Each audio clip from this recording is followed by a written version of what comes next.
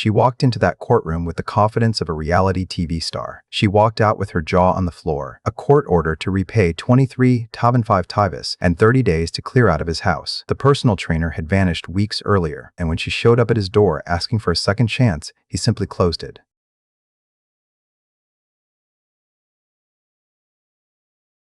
My wife got fit, decided she deserved better, and filed for divorce, but quickly regretted it. My name is Dave, 34 years old, warehouse manager in Columbus. My life wasn't anything flashy, but it was stable. Decent job, nice house, married to Carla, 5 years together, 3 of them married. We weren't that movie couple, no romantic dinners every week, no surprise trips. But the bills got paid, we had our date nights, and the occasional arguments were just normal marriage stuff. At least that's what I thought. About 6 months ago, Carla decided to embark on a big fitness journey. It came out of nowhere, but I was on board. She joined one of those upscale gyms downtown, which honestly looked more like a spa than a gym. She hired a personal trainer named Justin and suddenly started talking about meal prep, macros, and detox plans. I didn't care. I actually encouraged her. Everyone deserves to feel good about themselves, right? Besides, I figured it was just a phase like the knitting hobby that lasted 3 weeks, or the time she got obsessed with tarot cards. At first, I even helped. I started taking on more household tasks, dishes, laundry, groceries, so she'd have more time to focus on her workouts. I thought it was a way of showing I cared. The more weight Carla lost, the bigger her ego got. She became obsessed with her own reflection. She'd spent hours in front of the mirror adjusting her workout outfits or getting the perfect progress photo for Instagram. She wasn't doing this for herself, she wanted an audience. I remember one Friday I suggested we watch a movie together. Thought we could unwind like the old days. She shot back with a superior smile. Dave, I don't have time to just sit around. I have goals to meet. Goals. We weren't talking about running a marathon or climbing Everest. She was lifting weights and drinking green sludge. But I let it go. Maybe I was the unreasonable one. Then came that morning. I was half asleep, drinking my coffee before work. Carla was in her workout gear, scrolling her phone, sipping that disgusting kale and spinach smoothie. Out of nowhere, she said, "I deserve more in life." I looked up, still half awake. "More what?" She set her smoothie down and looked at me with a seriousness I had never seen on that face. "This marriage is holding me back, Dave. I'm going to file for divorce." I genuinely thought it was a joke. I actually laughed, assuming she was messing with me. But she wasn't laughing. Her face was completely neutral. "I've moved past this," she said, like I was an outdated piece of furniture she was ready to throw out. "You wouldn't understand." I sat there completely still. My wife, the woman I had shared years of my life with, had just dropped this on me like it was nothing. I tried to process her words. All I could feel was this mixture of shock and anger simmering in my chest. "What do you mean you've moved past this? Past what?" "Dave, I've been working on myself, trying to be the best version of me. And frankly, this life doesn't match my potential anymore. I want more than this house, this routine, this you." The words hit without any filter. She grabbed her gym bag and walked out without even saying goodbye. I sat there staring at the half-empty glass of green sludge she'd left behind. She didn't have an epiphany. She built an exit. The "I've moved past this" narrative isn't personal growth. It's the line people use when the decision was made weeks ago, and they just need a script to execute it. The speech was rehearsed. The exit was planned. He just wasn't part of the conversation.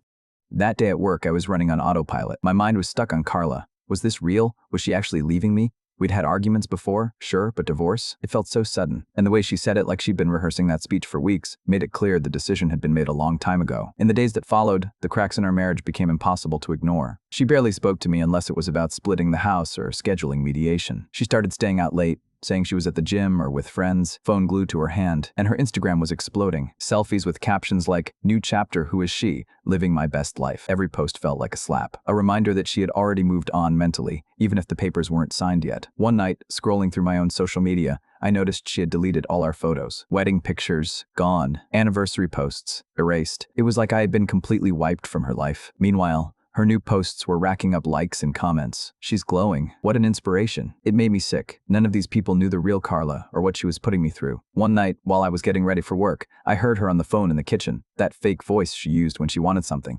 "Yes, I just feel so free now. I'm finally doing what makes me happy." Pause. Laughter. He doesn't even get it. He's stuck in the past. Then, one afternoon, I was having lunch at a cafe near work, minding my own business, scrolling my phone, when I heard 2 guys at the table next to me talking about a fitness girl they'd found online. I didn't pay much attention until one of them said the name, Carla. My stomach dropped. They were laughing, talking about how she had premium content she was promoting. At first I thought, no way, not Carla. Then one of them pulled up her Instagram on his phone. It was her, my Carla. They kept talking about how she had started hinting at an OnlyFans account, posting links in her bio. My blood ran hot. This wasn't just a fitness phase. She was using her new freedom to set up a full-scale attention and money operation. When I got home, I confronted her. She was on the couch scrolling her phone like nothing had happened. "Carla, what the hell is this OnlyFans thing I'm hearing about?" She looked up, completely unfazed. "It's my body, Dave. My choice. And it's none of your business anymore." "None of my business? We're still married. You're selling yourself online while I'm trying to hold our lives together." She rolled her eyes. "It's not selling myself. It's content creation. A lot of people do it. Besides, it's not like you're paying my bills. When someone starts monetizing their image in the middle of a divorce proceeding, they're not just moving on. They're building a new income source before cutting the current one. She needed financial independence before severing the support. The OnlyFans wasn't liberation, it was strategy. In the following weeks, Carla's behavior intensified. She started dressing differently. Tight dresses, sky-high heels, makeup applied like frosting every time she walked out the door. She looked like she was heading to a red carpet event, not the grocery store. And the captions got worse. Living my truth. No more restrictions. And the one that made me want to throw my phone across the room. No longer a wife. A force of nature. My attorney Steve was an absolute legend, and he had been doing his homework. Turns out she had been seeing a gold digger with a gym membership. I think you can guess who I'm talking about. Justin. The second I heard his name properly, I knew this was no innocent trainer-client relationship. Carla wasn't subtle about the connection either. One day she walked in after her workout, practically glowing. "Justin says I'm the strongest he's ever trained," she bragged without even looking at me. "Yeah, Carla. I'm sure Justin tells that to all of them." A few weeks later, she stopped pretending they were just workouts, started mentioning his name in casual conversation. "Justin's taking me to that new vegan restaurant." Or, "Justin says this protein powder changed my life." I'd stand there like I cared. Word spread fast. Friends started texting me with sightings of Carla and Justin all over the city holding hands, laughing, acting like the couple of the year. One evening, she came home as bold as ever and said, "Just so you know, Justin and I are together now. I think it's time you accepted that." The more I learned about Justin,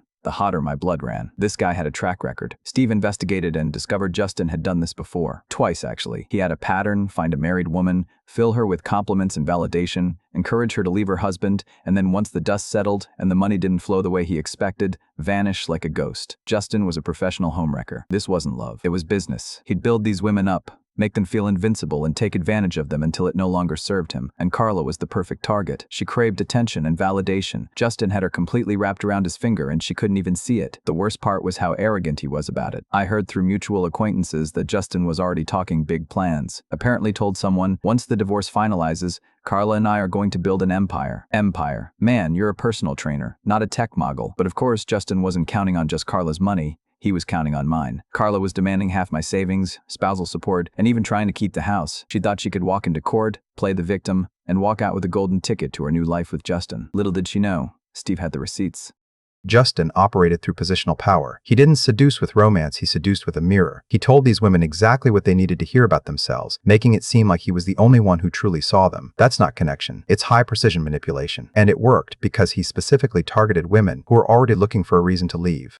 Carla walked into that mediation with the confidence of someone who'd already won before it started. She didn't walk out that way. It was beautiful. Justin, her ever-loyal cheerleader, didn't even try to console her afterward. Just stayed on his phone, wearing the expression of someone already planning their exit strategy. That was my first clue. Their little empire wasn't as solid as Carla wanted everyone to believe. The mediation wasn't just a setback for her. It was a disaster. She thought she'd walk in, cry a little, and walk out with the house, half my savings, and spousal support. Her attorney painted her as this neglected wife who had sacrificed everything for my mediocre dreams. Mediocre dreams. I'd been grinding at that warehouse job for years. Steve was ready. He had spreadsheets, screenshots, and credit card statements to back me up. Carla had been draining our joint account for months before filing for divorce. Luxury spa days, designer clothes, and 200 diners while I was eating leftovers and trying to figure out what had gone wrong. Steve made sure the court saw every single dollar she had wasted. Then came Justin's skeletons, his past affairs, his pattern of targeting married women, how he always disappeared when the money didn't flow as expected. The cherry on top, Steve had found messages from one of Justin's exes warning Carla to be careful. Carla hadn't listened. She thought she was different. Justin's smile had also disappeared. In fact, he looked genuinely uncomfortable,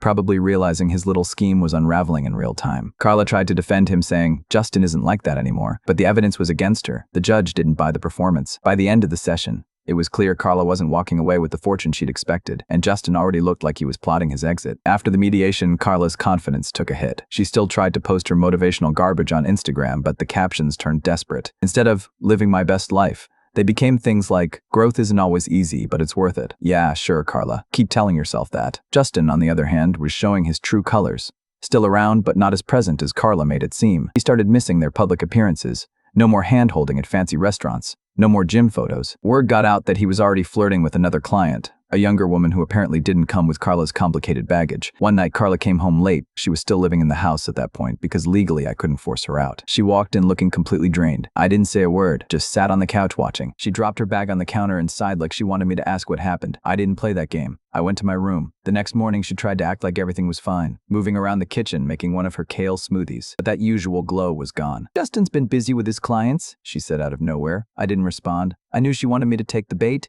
A week later, the real drama started. I got a call from Steve. Apparently, Carla had filed some last-minute paperwork trying to claim additional assets. She wanted emotional compensation for the damage I'd caused her during the marriage. Carla thought she could get more money by blaming me for her midlife crisis. Steve, being the legend he is, had already prepared for this nonsense. He filed a counterclaim showing how Carla had drained our accounts and manipulated the situation in her favor. He even included her Instagram posts as evidence. The captions alone were gold proof that she wasn't a stressed-out victim, but an entitled diva living her best life at my expense. Around this time, Justin officially vanished. He stopped showing up to her gym sessions, stopped returning her calls, blocked her on Instagram. Yes, blocked. Carla was losing it. I could hear her pacing around the house, calling him over and over. "Justin, call me back. We need to talk." She sounded desperate, and honestly, it was satisfying. Finally, one of her friends let it slip. Justin had moved on to another client, someone younger, more exciting, and not involved in a messy divorce. Carla was devastated. She tried to play it cool, posting cryptic quotes like, "Sometimes people aren't who they seem," and "You can't build an empire with someone who's playing games." But everyone knew what had happened. Her perfect man had abandoned her the moment things got difficult. She stopped going to the gym. The once glamorous workout outfits were replaced by sweatpants and messy buns. She even stopped posting on Instagram for a while. Pay close attention now, because this is when she plays the card I never saw coming. One evening she came to find me. "Dave," she said, standing in the living room doorway, "I think we should reassess all of this. This divorce has been hard on both of us." I looked at her steadily, waiting for the punchline. "What do you mean, Carla?" She sighed deeply. "I just think maybe we rushed into all of this. I mean, we had good times, didn't we?" I almost laughed. "Carla, you filed for divorce. You told me I was holding you back. Remember? Now that Justin's gone, you're having second thoughts." Unbelievable. She tried to play the sympathy card, talking about how alone she was and how much she had sacrificed for this marriage. "I didn't believe a single word of it, Carla," I said, cutting her off. "You made your bed. Now lie in it." She didn't come back out of love. She came back because Plan B had failed and she needed a Plan C. People who treat relationships as resources tend to circle back when the next resource doesn't deliver. This wasn't reconciliation. It was retreating to a safe harbor they had burned themselves. Finally, the day of the hearing arrived. Carla walked in, but not with the usual diva swagger I'd gotten used to. No designer jacket, no smug smile, just her and her attorney, looking about as confident as two kids walking into detention. On the other side, me and Steve. He arrived with a folder thick enough to double as a doorstop. I wasn't nervous. I had nothing left to lose. Carla had thrown every punch she had, and I was still standing. Her attorney started by presenting the emotional compensation claim, painting Carla as this long-suffering wife who had been emotionally drained by my lack of support for her personal growth. Apparently, my refusal to support her fitness journey, also known as her affair with Justin, had been a form of neglect. Steve let her attorney keep going for a while, let him dig his own hole. Then it was our turn. Steve began systematically dismantling the argument. He showed evidence that I hadn't just supported Carla, I had gone above and beyond. He presented proof that I had taken over household chores, adjusted my work schedule, and encouraged her to pursue her goals. He read aloud text messages where I offered to prepare her healthy meals, supported her gym sessions, and even suggested we take fitness classes together to strengthen our bond. Then Steve laid it out. Carla's emotional compensation claim wasn't just unfounded. It was a blatant attempt to cover up her own emotional negligence. He presented emails and texts where Carla openly ridiculed me to her friends, calling me boring and a dead weight. He had screenshots of her boasting about Justin and referring to me as her Plan B. But the real nail in the coffin came when Steve addressed the financial aspect. He laid out our bank statements showing how Carla had funneled thousands of dollars from our joint account into her own luxury lifestyle. Her attorney tried to push back, but Steve wasn't done. He revealed the definitive proof, a journal entry from Carla, which Steve had cited in full. In it, Carla had written about her master plan: leave me, get everything she could out of the marriage, and use the settlement money to fund her new life with Justin. The judge's face when he read that was pure disbelief. The courtroom went dead silent as he worked through the papers, his stern expression growing heavier with each page. Carla sat beside her attorney. That confidence she had flaunted so audaciously in mediation had evaporated into thin air. The judge started by addressing Carla's emotional compensation claim. "Mrs. Patterson," he said in a firm tone, "your request for emotional compensation lacks substantial evidence." He paused, then directed his attention to Steve's counter-arguments. He recited the text messages, the bank statements, and Instagram captions, painting a picture completely different from what Carla and her attorney had tried to present. "Mr. Patterson," the judge said, addressing me for the first time, "you have demonstrated a clear and consistent pattern of support toward your wife during the marriage. The evidence provided shows no indication of emotional neglect. In fact, it suggests the opposite. You went out of your way to meet her needs and aspirations." Carla's attorney tried to interject, stumbling through an objection, claiming the evidence was taken out of context. The judge silenced him with a raised hand. "The context is clear, counselor. Let's move forward." Next, the judge turned to the financial aspect of the case. "Mrs. Patterson," his tone dropping colder, "you withdrew more than $23,000 from your joint accounts in the period leading up to this divorce filing. These funds were not used for household expenses or shared necessities. Instead, they were spent on luxury items, expensive dinners, and personal indulgences." He paused. "The court finds this behavior irresponsible and in direct violation of your marital financial obligations." Carla squirmed in her seat, face flushed and tight. Her attorney tried to downplay the spending, claiming it was part of her coping mechanism during a difficult time. The judge was not impressed. Coping mechanisms do not justify financial recklessness, he said sharply. Then came the house. Carla had argued confidently that she was entitled to half, claiming she had contributed emotionally, if not financially, to its upkeep. Steve was ready. He provided records showing that I had paid the mortgage in full, maintained the property, and handled renovations, all while Carla contributed nothing. The judge didn't mince words. The house will remain the property of Mr. Patterson. Mrs. Patterson has no financial claim to it based on the evidence presented. Her attorney whispered something in her ear. She waved him off. The judge wasn't finished. Furthermore, he continued, due to the unauthorized use of marital funds, Mrs. Patterson is ordered to reimburse Mr. Patterson in the amount of 23p7 tive and piffed. You could have heard a pin drop. Carla's attorney slumped in his chair, visibly defeated. Carla herself looked like someone had knocked all the air out of her. The carefully constructed narrative had collapsed spectacularly. The ruling was final. No appeals. No loopholes. The judge closed his folder. Court is adjourned. I leaned back in my chair. A wave of relief washed over me. Justice had been served, and for the first time in months, I felt like I could actually breathe again. Walking out of the courtroom, Carla's attorney was already packing his briefcase, avoiding eye contact with everyone. Carla trailed behind him, head down. For someone who had entered this process with the confidence of a reality TV star, she now looked completely broken. Steve patted me on the back as we walked out. We did it, he said with a small smile. I nodded. Grateful. Walking out of the courthouse, I couldn't help glancing back at Carla. She was still standing there, staring at the floor. For a brief moment, I felt a flicker of pity. It faded quickly. In the days that followed, Carla was ordered to vacate the house within 30 days. I could have been lenient with the timeline. I wasn't. I reminded her she'd had plenty of time to prepare while she was busy flaunting her thing with Justin. Grudgingly, she packed her things and moved out. Watching her leave on that final day was strangely satisfying. She loaded her designer luggage into an old car a friend had loaned her and drove off without even saying goodbye. The house, once filled with tension and resentment, suddenly felt peaceful. Carla's financial situation deteriorated fast. Without access to my income or the marital funds she had been draining, she was forced to fend for herself. She tried selling some of her designer clothes and handbags, not enough to cover the debt she owed me. Word got around that she was borrowing money from friends who quickly grew tired of her sob stories. As for Justin, gone completely, not returning calls or messages. One night,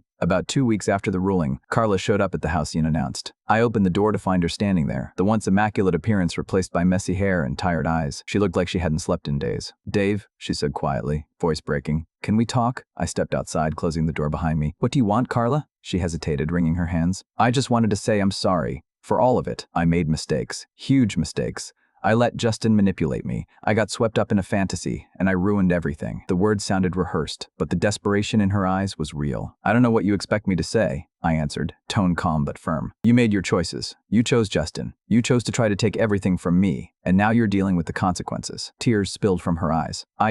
Can't we at least be civil, maybe start over? "I have nothing, Dave. I'm lost." I looked at her steadily for a moment. "Carla, I gave you my support, my trust, my love. You threw all of it away. You can't come back now and ask for a second chance. That's not how this works." She broke down sobbing on my porch.